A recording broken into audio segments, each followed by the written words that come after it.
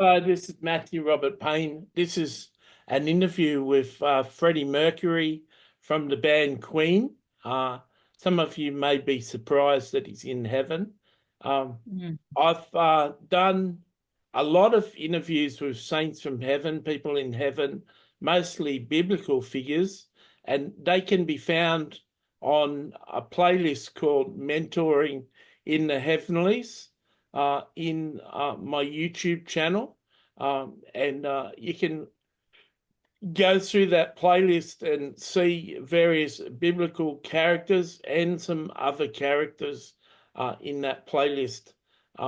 There's also a playlist called Famous People, which has got 3 interviews in it already, and this will be part of the Famous People interviews. But I've had extensive experience over 15 years interviewing saints from heaven, and I've become a very adept at it. So this interview is going to have 21 questions, and this is part one. And this part one is going to have 7 questions in it. Then there'll be a part two and a part three. Um, I when I interview people and when I do videos, I don't make them any longer than they need to be. I don't put fluff in what I say, and I don't shorten what they're saying. So if they want to speak for a long time on a certain question, I'll allow them to speak for a long time on that question. The same is true if they're speaking for a long time. I don't shorten what they say. I just let them say what they say. The reason I've picked 7 questions is I'm a little tired and I want to know where the end of the interview is going to be. So, with all that being said, I hope you look forward to seeing this interview. So that can go as the introduction to Lou. Thank you, Mario. That was a So, long introduction. so question one. Oh, Mario, you've not even allowed me to talk before you Oh, ask yeah. questions. Hello, Freddie. I've never heard about you, so I just want you to know that I know next to nothing about you, and through this interview, I'll probably get to know you better. So don't be upset if I get anything wrong. So my first question, Freddie, is what was it like when you first arrived in heaven? Were you surprised by what you encountered?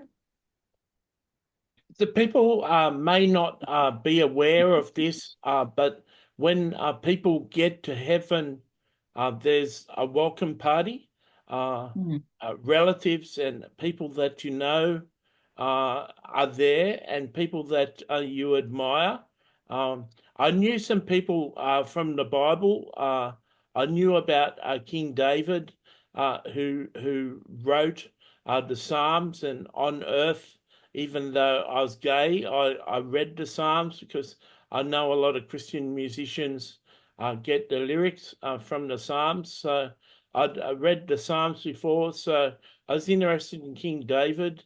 I'd heard about the Apostle Paul in the Bible, who'd written a third of the New Testament. And so King David was in my welcoming committee in my house in heaven.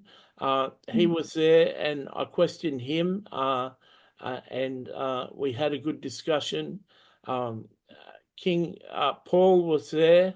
We had a discussion with him. I wasn't especially religious when I was Mhm. on earth, and so I didn't know a lot of biblical characters, and would have nothing to say to them because I don't know them. Just as Tulu doesn't really know me, she'd never heard of the band Queen, and she'd never heard my name before. She knows nothing about me, so it would be hard for her to have an ongoing conversation with her. If I wanted to speak to her from heaven, she wouldn't have much to hold on to have the basis of a conversation. And it was similar to me with biblical figures, but the most memorable thing that happened to me when I arrived in heaven and I was in my house in the welcoming party was meeting Jesus. Jesus, Oh, wow. um, the presence of Jesus just blows you away. I'm not sure if you've ever been in the presence of a five-star general, but they Mm, carry an immense amount of power.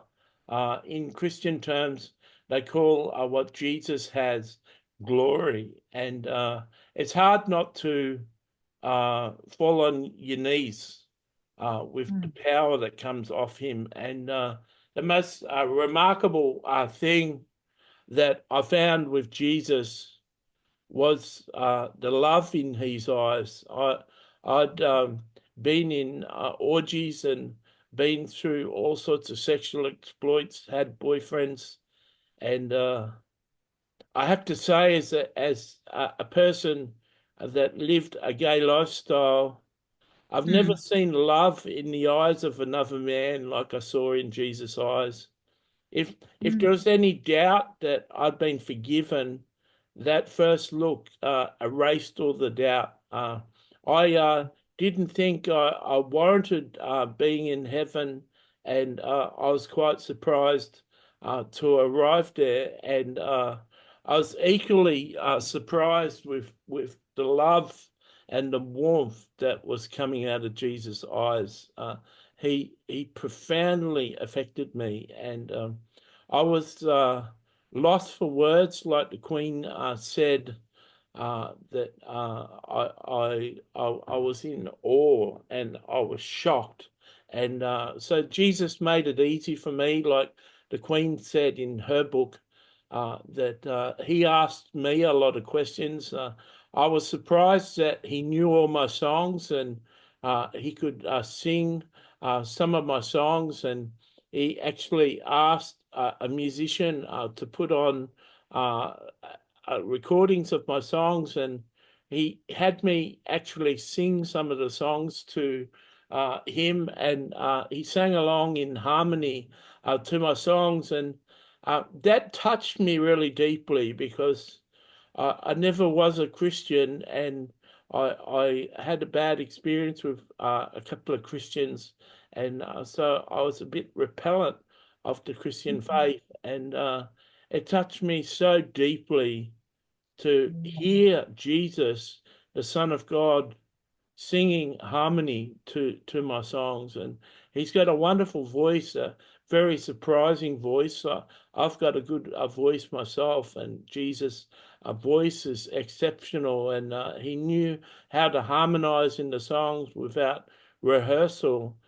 He did a wonderful job, and it's like mm, someone has come along and just crawled into the very center of your heart. Like uh, he asked me questions about my life on earth, and asked me questions about my songs, and I went through many of my songs and asked me where the idea from the song came from, and where the song came from, and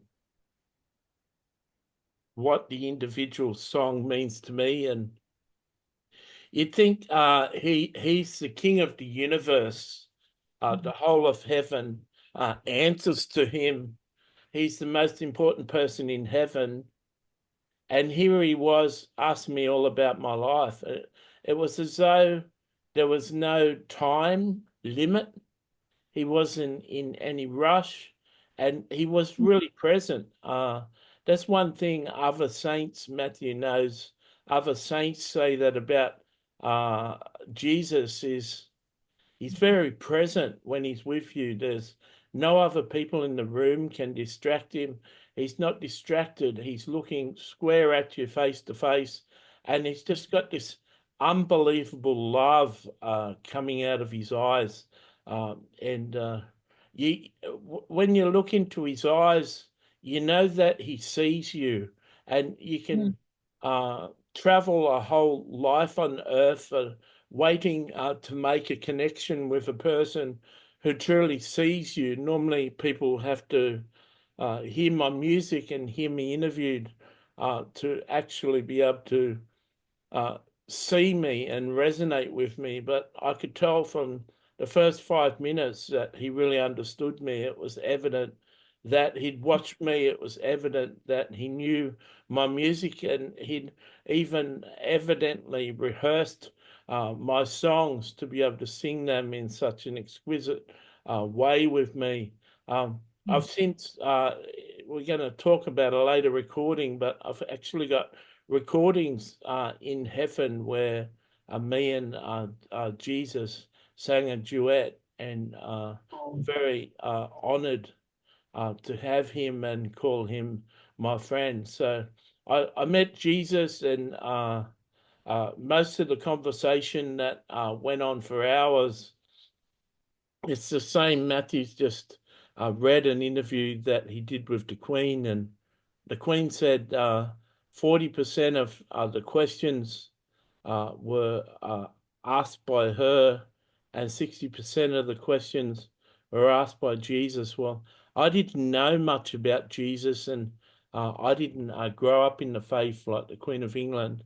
And so I didn't have a lot of questions for him. I didn't know much about heaven. I didn't know about Christianity. I didn't know about his kingdom. I didn't know what to expect in heaven.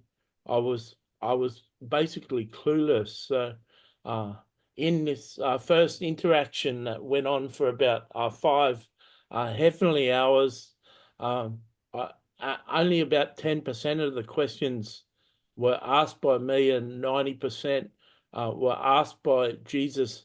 He let me know by the way that he engaged with me, with the type of questions that he asked.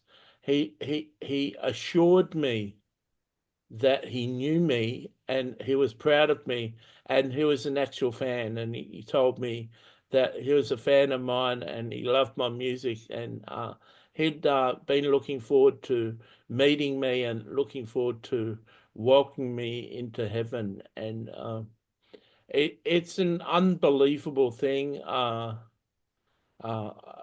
there's many Christians. Uh, Matthew's past the state of worrying what Christians have to say about his books or his videos. But there's not many Christians that could accept that a gay man could die and go to heaven without giving their life to Jesus and becoming a born again Christian. Notwithstanding, the person that was most surprised was myself, and the conversation I had with Jesus built a foundation for something that I pursued with mm, vigor, and something that I was very interested in. It was my aim after meeting him to know more about him, to be able to sit down and have a conversation with him. And 90% of the questions come from me. I look forward to getting to know him and getting to know heaven, getting to know the Christian faith, getting to know everything that makes him up in such a way that I could have an engaging conversation with him, just like his first conversation was with me. And I was very touched by meeting him. And I had met David, and I'd met Paul, and I'd met some relatives and some people in that encounter. Um, Before I met Jesus, Jesus came into the welcome party at the end of the first day. I'd been there for about 12 hours with my party, and I, I, he didn't announce that he was coming in the room. There was just this major presence that arrived behind me. I could feel it, and I turned, and it was Jesus, and he's got this tremendous power and glory on him. And if you doubt Jesus, if you doubt that Jesus loves you, I just uh, encourage you to pray the prayer at the end of this book, or just like the thief on the cross when Jesus was dying, just say to Jesus, remember me when I die. And mm, And I can tell you that anyone, regardless of who you are, if you spent 5 hours face to face with Jesus and he had a conversation with you like he had a conversation with me, there'd be no doubters, there'd be no atheists, there'd be no agnostics, there'd be no unbelievers, and there'd be no one of any other faith that wouldn't accept him and start to follow him after a meeting with him. I can't express clearly enough, more clearly, that Jesus really is the way, the truth, and the life. And uh, after I spent 5 hours with Jesus, Jesus took me to the throne room where his father was seated on a throne. He took me up like 100 stairs, up to the throne of God, and sat me down in Jesus' seat, and he stood there and watched me interact with his father. And I uh, I was overwhelmed with the presence that was on God, and Christians would call it the glory that was on God. He was really hard to see. There was so much light coming off him. Um, I felt unclean in his presence. I felt like a sinner in his presence, and that was quickly dispelled by God with a wave of the hand, and I felt peace and joy. Um, it's just natural for your soul to feel its hopelessness before such a pure and loving God, and God motioned me to sit down beside him and have a conversation. And Jesus uh, shook my hand and left and disappeared in front of our eyes. He just went from there to another place. And what started was a conversation with God. We were 2 hours into the conversation, and then the band in the throne room playing the music played all the songs of Queen's greatest hits album, and the whole of heaven sang my songs. And if uh, if Jesus uh, singing duets and harmonies with my songs broke my heart and touched my heart really special, it was that heaven wasn't insulted to sing our songs. And I was so touched, and that went on for about 45 minutes. And I was, I felt, I spent a whole lifetime on earth, and I died early, but I spent over 40 years on earth, and I never, ever felt so accepted and so loved and so seen by that concert in heaven. And I got up after that, and God embraced me and told me that we'd meet regularly.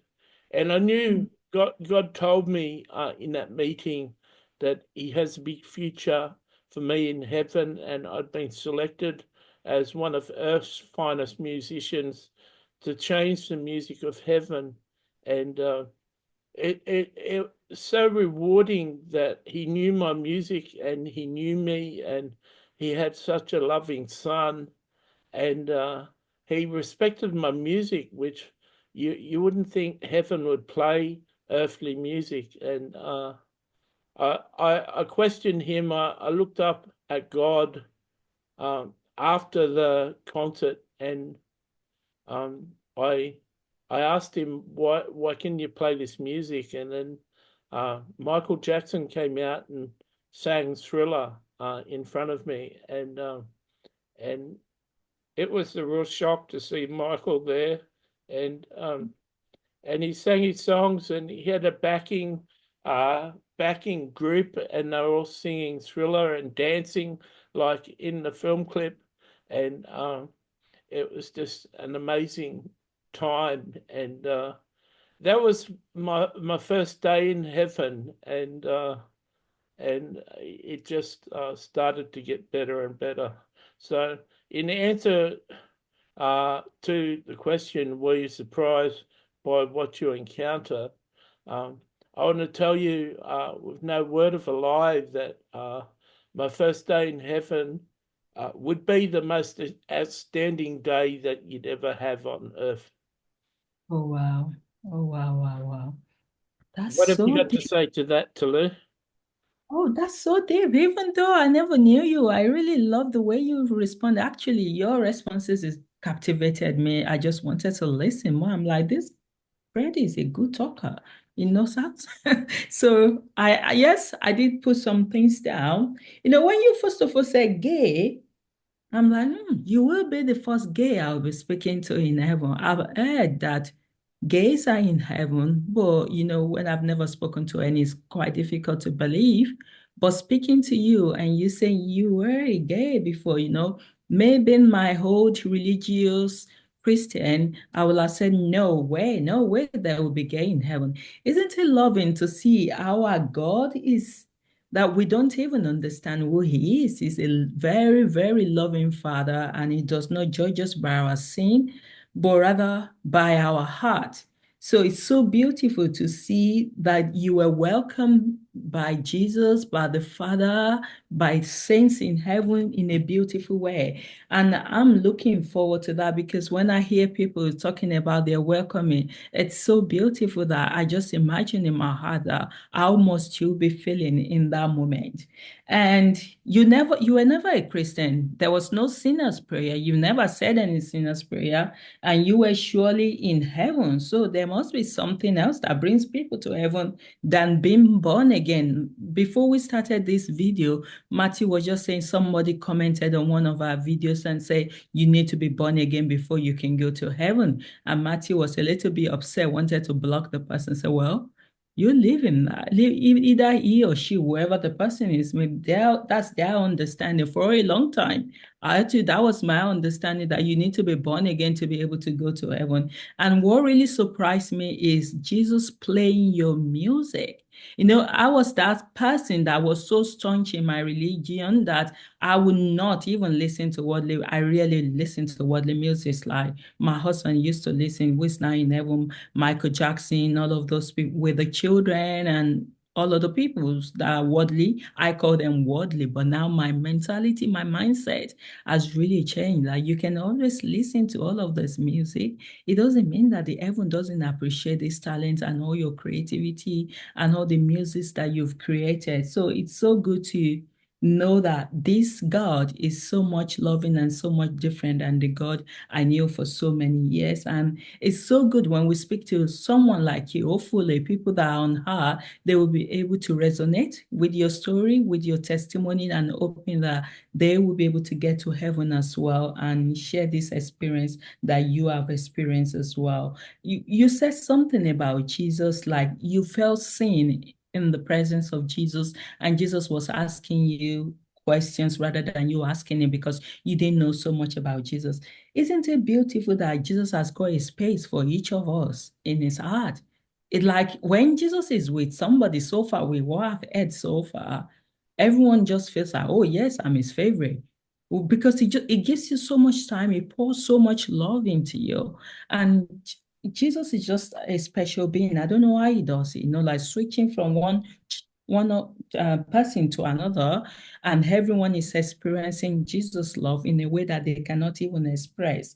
And obviously, religion has really brainwashed us that sometimes I'm listening to all of these conversations from heaven, and it's really totally changed my theology. It's changed my theology, rather, what I believe before and what I believe now. And sometimes I'm thinking, as Matthew really brainwashed me, am I sure that I'm believing in the right way? Or I'm just thinking that this is how God is, and God is never that kind of person. So thank you, Freddie. Did you know, by the way, that we're going to speak to you today?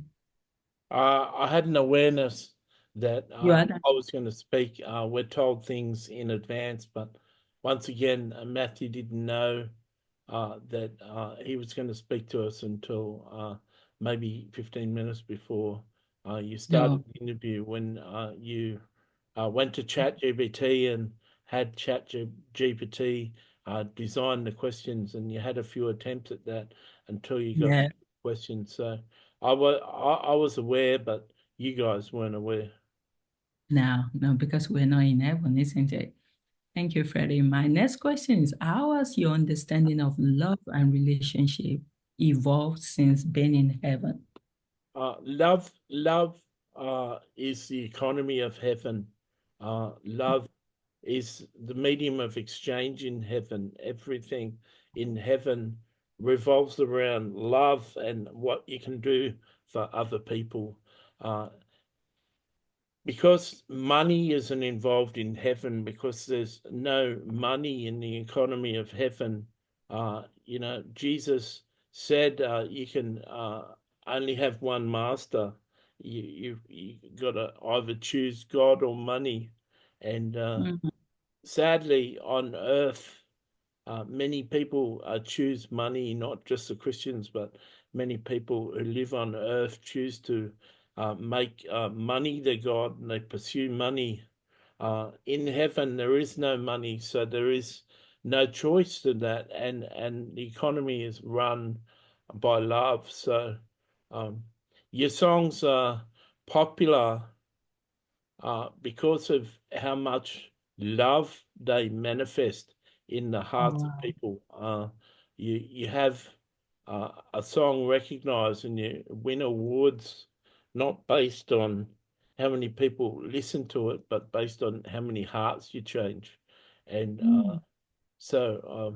I regularly meet with Jesus 2 hours a week, and everyone in heaven meets Jesus for 2 hours a week. And he can actually meet you for 2 hours, but it just be 1 second. He expands time. So he spends a second of his time, but he's with you for 2 hours. And and he really touches you. I shared in the first question how my interaction with Jesus over 5 hours the first day really affected me. It's really, I was a bit like Princess Diana on Earth, chasing love and trying to pursue love and trying to pursue happiness and success and the feeling of what being needed and wanted. And not only I'm able to um, express that not only is Jesus such a wonderful person, but so many people in heaven have become like Jesus. There's 7 realms in heaven. There's realm number 1, where most people start, and all the way up to realm number 7. And realm number 7 is where David and Paul and King Solomon, Isaiah, Ezekiel, uh, Elijah, Enoch, Elisha, Habakkuk, all the prophets of God and saints of God are in realm number 7, and Mary Magdalene.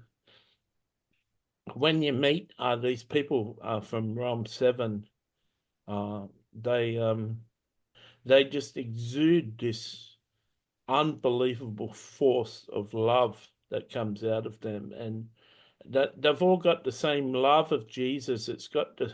It, the love has the same DNA in it.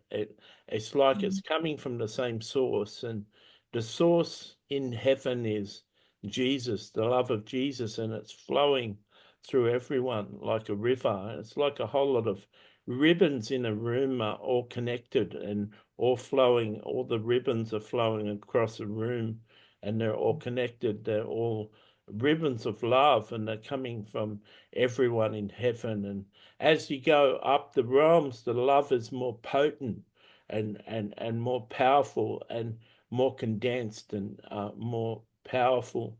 Um, and so when you meet people like Mary Magdalene or Michael Jackson or John Lennon, there's just amazing love Mm. flowing from them. And when you're surrounded by so much genuine love, not lustful love, not sexual love, but genuine, unconditional agape love. It's hard not to develop in a way to um, become that form of love, and it's good to have wholesome relationships with women and even single women in heaven that are wholesome, brotherly sort of relationships, and have a woman like a beautiful single woman in heaven loving you with all her heart. And you could swear to yourself if you were on earth, you'd fall in love with her and you'd be engaged or something. But so many of the women in the higher realms in heaven are just so full of this sweetness, just like eating a fresh peach. Um, all the fruit in heaven is full of water, full of juice, and these women, the love is just like a fresh peach. It's just so beautiful and all-consuming, and the love I don't give off any gay vibes anymore, and the love that I get from men that you crave as a gay man is wholesome and beautiful. And I have to say that all the friends of mine, all the men and women are so dear to me. And I never really knew that you could be so close to a person. I was close to my band members, but we were chasing money and fame and success, and we were busy. And you have to be pretty busy being on the road as a band and recording, and there's always the pressure of getting another hit and the pressure of a new album having success. And um, many times as a successful band, you just don't get get the real feelings of love and contentment and not striving. And in heaven, there's no striving, and the people love you for who you are. They know your past. All the people in heaven know my music, and I've been able to perform all of Queen's songs with the band multiple times, and people who've come to heaven since Queen was a band on Earth enjoy the concerts. So I put on Queen concerts, and all the Queen followers turn out to them, and they really enjoy themselves. Um, but I can't uh, I can't express how beautiful the people are in heaven, and everyone that becomes close to you sees you, and you don't have to post on Facebook how you're feeling. You don't have to uh, post on social media in heaven to be known.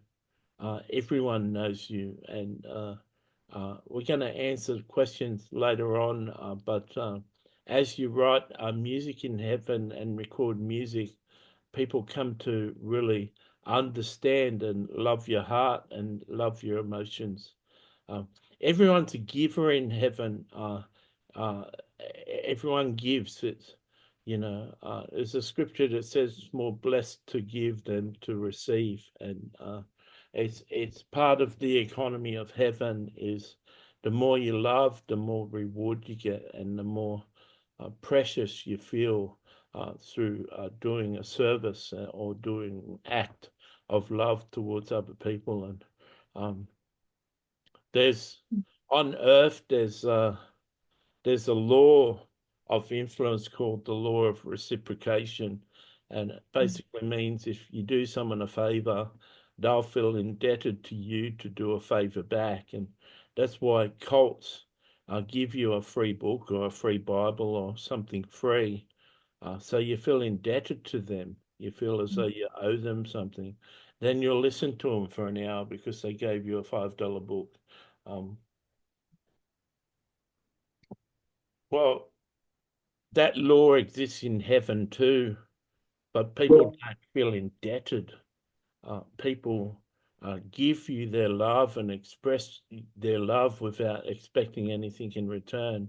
and just fills you up with joy that someone wants to love on you and express their love to you and bless you. And you just, it's like dancing on hot coals. You just spring from one coal to the next because they're hot. Um, Dancing across all the blessings in heaven as you're just hopping from blessing to blessing, and it's just amazing, and gives you life in heaven. Just gives you so much resource, so much. Your love tank is just completely filled up all the time. It's just such a wonderful experience. Thank you, Freddie. You're such a great communicator. I love listening to you. Just keeps bringing different analogy into your conversations, which I really do love. Upping from blessing to blessing. That's really beautiful. It's pretty much wherever people touch in heaven is just blessed and they're just happy, enjoying the atmosphere of love, love being the currency, the economy of heaven. That's really beautiful. I wouldn't have thought in that way, but what you're really saying in heaven is based on love and everyone loves. And it's just like Jesus being the vine and we are the branches. And Jesus just exude love and it just goes to all of his children in heaven and they express their love to each other. You did say some, I know so many saints have mentioned about Jesus meeting every two hours each way. And I'm just thinking, how did Jesus manage that? To meet each person 2 hours every week. That is such a great commitment, which shows how much Jesus loves us. So that still interests me every time I hear that. How does Jesus manages that? But I get when we get to heaven, we'll figure that out. My next question is, in what ways has your perspective on your earthly life changed after experiencing heaven? So this may be a shorter answer, but it's a succinct answer. Um,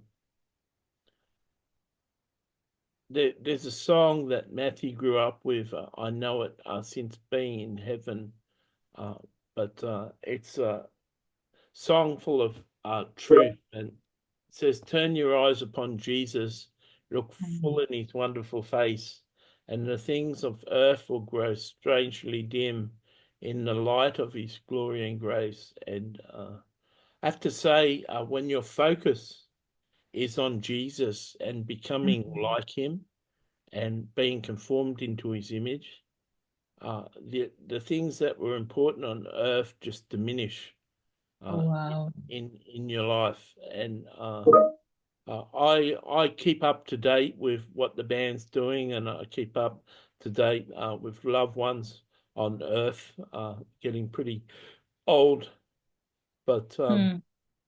my music is still played in heaven, like I said in the last Hmm. question. But I'm really proud of my body of work that I've done since heaven. Um, Earth was such pressure. It was going on concert tour after concert tour and consistently in recording studios, recording new albums, and the pressure and money brings that pressure, and fame brings that pressure, and the life in heaven is just so much sweeter, so much more rewarding, and I look forward to my band members coming to heaven and spending time making a new music with me. Oh, that's beautiful. I wouldn't have thought that you're still expecting them to come to heaven then for you guys to make music together. So that would be Queen of Heaven, isn't it? Singing together. Yeah. Oh, wow. Yeah, I wanted to ask you, based on your understanding now, what do you think matters most w- for children of God on earth? What should we focus on while we're living on earth? To be conformed into Christ's image, and how to be conformed into Christ's image is to understand his teachings, like Matthew continually shares, Mm. understand what his 54 parables mean and how to apply them in modern life, and understand what his 50 commandments are. and you can understand his 54 parables by getting Matthew's book, Matthew and Toulouse book, the parables of Jesus made simple, explained by Jesus himself, and you can get the commandments of Jesus in a book by Matthew called The Gospel of Love, dictated by C.S. Lewis. If you get those two books and put them into practice in your life, you'll develop the character of Jesus. You'll start behaving like Jesus. And that's the most important thing you can do on earth is give people a real experience of who Jesus is. Wow. Thank you, Freddie. My next question, number 4. What are some key lessons you've learned here that you wished, which is heaven, that you wish you had known during your time on Earth? Uh, I I wish people on earth would take the time to understand each other, not to Mm, be in so much of a rush to say what you say, but take the time to actually listen to the person in front of you. Take the time to read about them. Take the time to do research about their life. Have the capacity to ask them good questions and be interested in their answers and take a real interest in people and what turns them on and what drives them. And every time you meet them, ask them for updates about their life and take a real interest in people and be present with people. Don't be distracted when you're face to face with a person. Don't be on your phone. Don't when they get up from the table to get their meal, don't let them come back and see you on the phone and you stay on the phone for another minute until you look up to them. When you're with a person, give them your whole attention and do your best to understand people and really listen to people and explore them. And that's what's changed in heaven is every one of the people I know in heaven is always present with me, always shows me their love, always shows me their understanding. They're full of praise, they're full of encouragement, they're full of love, and they really see me. And in heaven, you're seen by every person. You're really seen. You're really understood, and it just can't be compared to Earth. You just can't even compare it to Earth. And so, whilst you're on Earth, if you develop the practices of obeying Jesus, and you come to understand Jesus through his teachings and what sort of person he is, if you focus your attention on obeying what he taught so that you can be transformed into his character, take the time to love people and act like Jesus and behave like Jesus and understand and love people and ask them questions about themselves, take a real active interest in people's lives. that's Um, beautiful. yeah, so there you go. Oh, thank you. I wouldn't have expected to hear that from you, but you're actually right. A lot of times we don't give each other attention on we get carried away easily, especially in today's day where we're surrounded by a lot of social media. It's like you're glued to your phone, and a lot of times to just concentrate on people is very difficult. You get distracted, you need to go on your phone, you hear a lot. And so you're absolutely right that we don't give each other that time, that audience, that people need to be seen, and the people that we have in our life, we need to ensure that they are seen. So I'm learning that from you today. Thank you. Don't And be number don't be so distracted by your life and what you're doing that you don't have time to take an interest in other people. mm, Try and remember what people have said and bring that up in the next conversation. Take a real interest when someone's with you to be really present and really listening to what they're saying. Read between the lines. Some people pretend that everything's okay. Ask them the questions that come to your intuition, the deeper things. Ask them behind the scenes information, stuff that they're not telling you. Be active in trying to pursue friendship and understanding of your friend, not just someone who casually listens or listens because you think you're doing them a favor, but take a real interest in people. Thank you, Freddie. And my number fifth question is, have you had the opportunity to meet people in heaven that you admired or were inspired by on earth? And what was that like? So a couple of people I've met in heaven that I really admired was John Lennon. When Matthew's not sure who got there first, John Lennon. John got there first.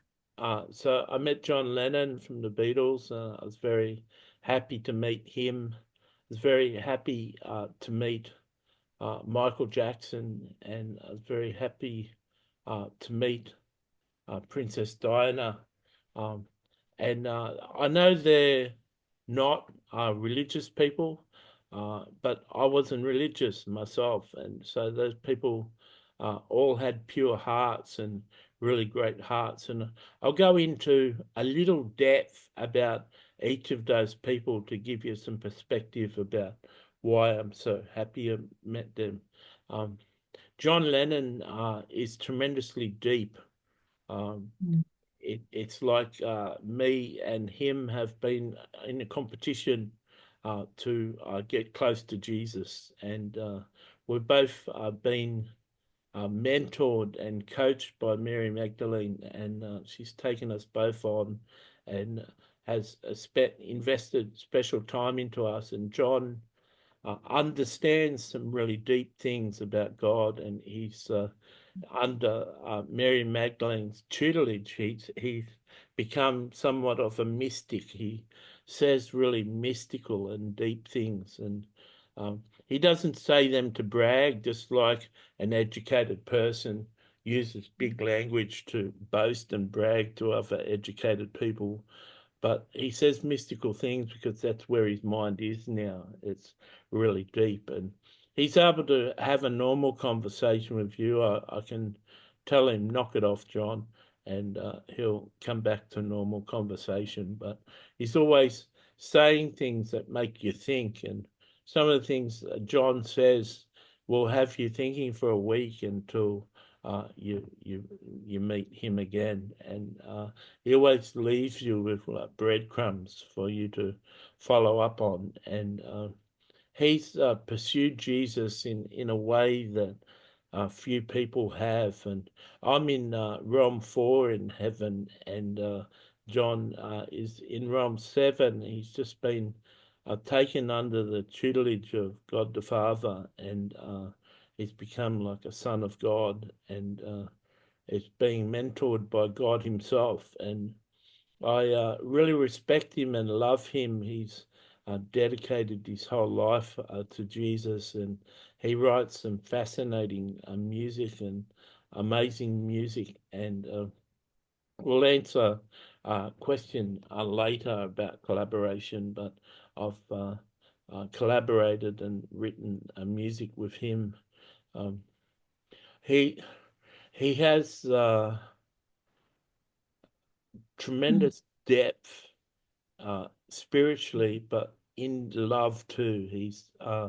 I can understand why Yoko really loved him. He's a really unique, special individual. Matthew read, heard an audio book about John Lennon, and one of the best psychiatrists in America went and spent time with him for 6 months and counseled him. And the psychiatrist said over his hundreds of clients and all his years of being a psychiatrist, he'd never met anyone so broken as John.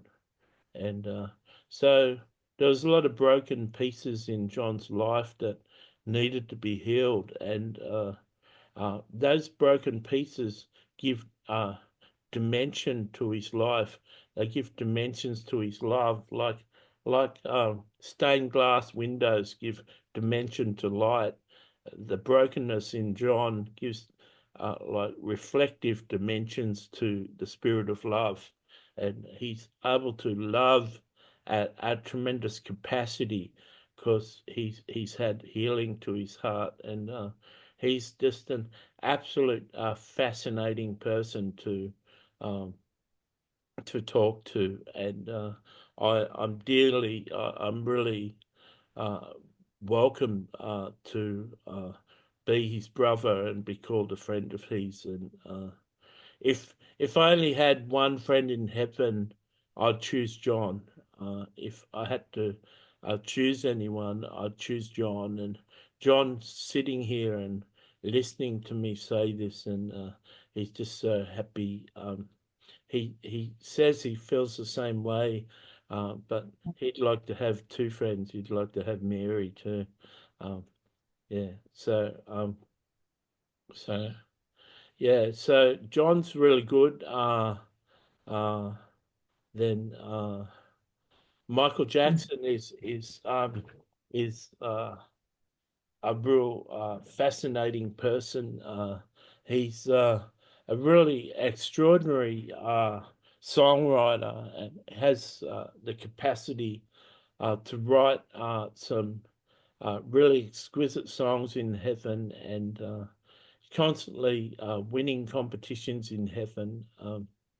Each week, for people who haven't read interviews with Michael Jackson, read any of Matthew's books, each week in heaven, all the musicians release some music on the charts, the songs that they've got ready, and the songs play over the intercom in heaven.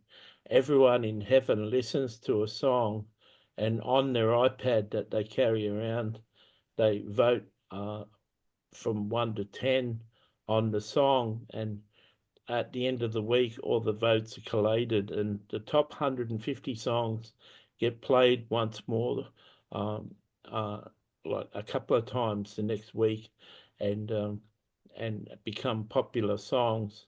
And that songs get popular the more they're played, and then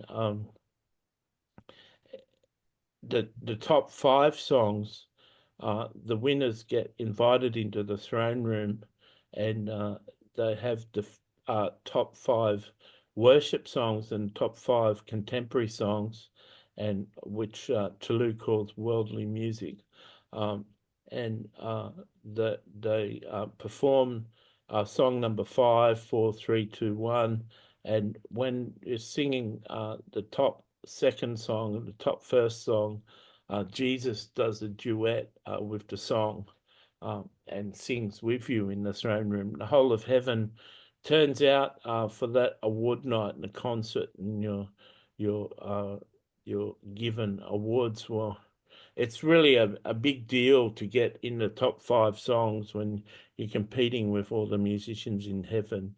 But Michael tends to win quite a bit in the top five, and he started collaborating with John Lennon, and John Lennon has got a few songs in the top five now too.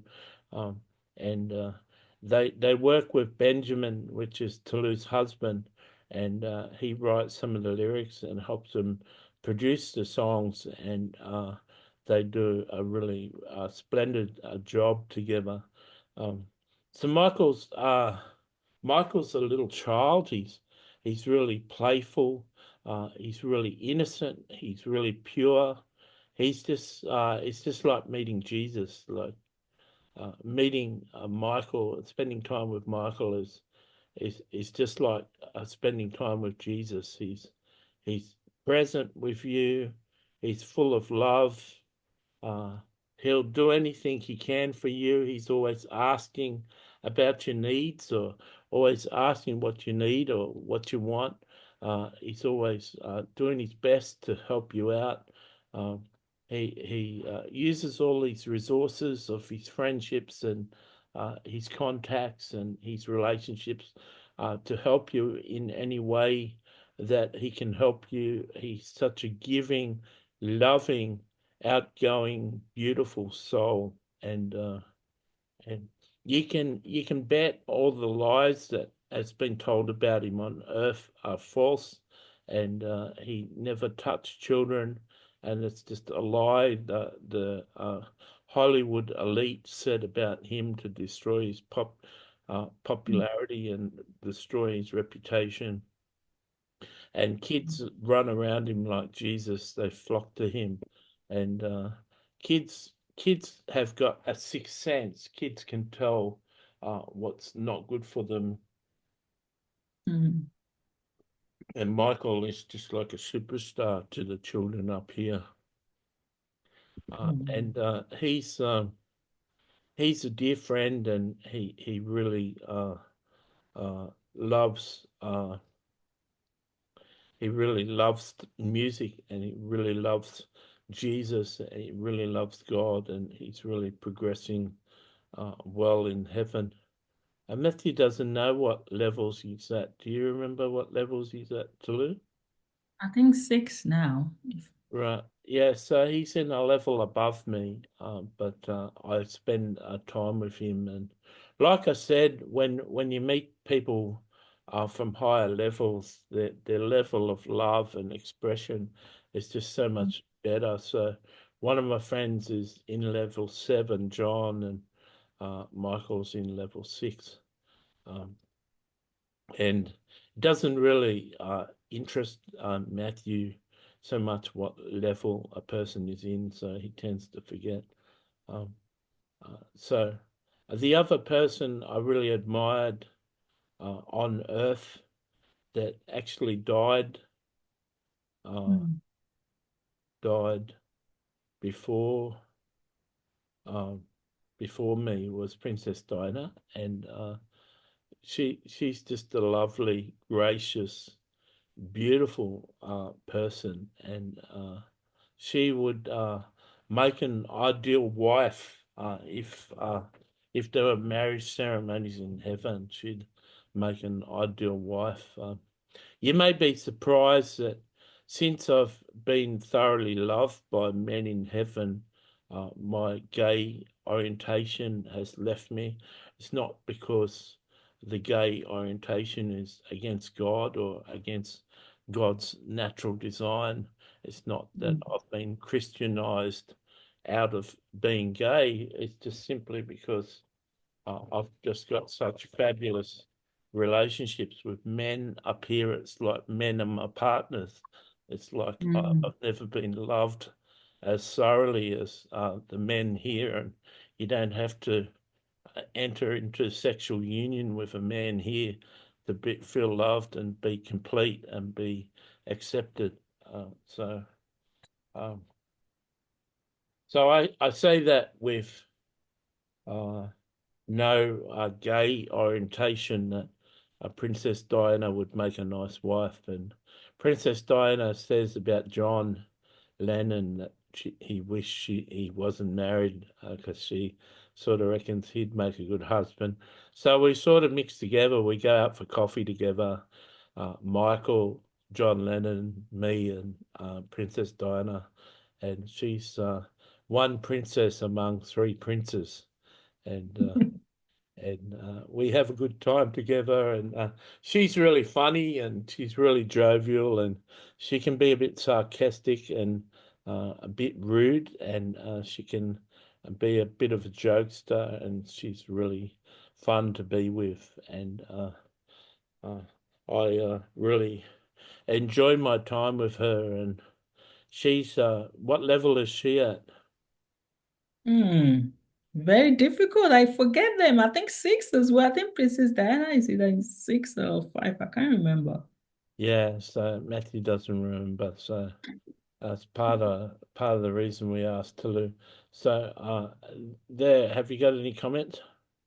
Oh my God. That's so beautiful the way you've described each one of them. What I've noticed with speaking with the senses, everyone seems to have a good sense of humor. They make me laugh. It's easy to make me laugh, and a lot of these conversations just makes me laugh, especially when I'm watching them back. Conversation at the dinner table. I was watching one of the videos yesterday, and I was laughing hilariously. I said, if somebody comes into the room now, we're like, I told you, are you okay? Why are you laughing this much? But it's just because they're so funny and they all just makes me laugh. So it's so beautiful to hear from people, and it just shows maybe it's the atmosphere of heaven that makes people more jovial, more funny, more relaxed. It's not like we that are here on earth, you're always having something in your mind to do, busy, busy, busy, busy.